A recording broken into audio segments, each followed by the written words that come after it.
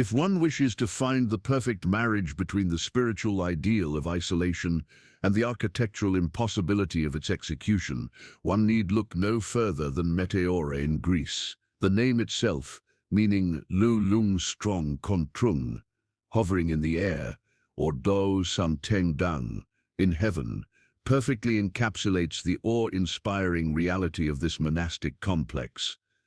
Meteora is not a single building, but a massive complex of historically 24 monasteries, of which 6 remain today, crowning a series of monolithic sandstone pillars. These pillars rise over 400 meters above the Peneus Valley, near the town of Kalambaka. The site is so surreal that it challenges the mind to reconcile the geological reality with the architectural achievement. The sheer verticality of the rock formations, sculpted by millennia of wind and water, served as the ultimate canvas for a defiant display of human piety.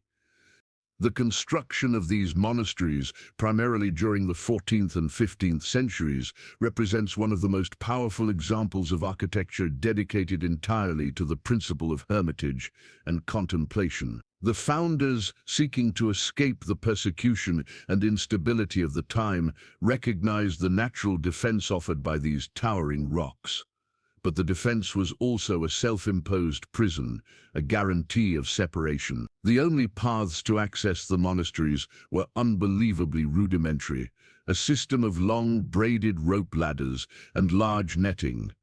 This primitive hoisting system, which lifted both monks and materials, ensured that visitation was nearly impossible for the casual or the curious. The rope ladders were notoriously unreliable, and the nets were often left to decay, ensuring that a physical act of faith was required just to reach the front door.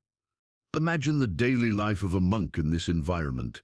Every basic necessity, food, water, lumber, and even replacements for the deteriorating ropes, had to be hauled up the sheer rock faces.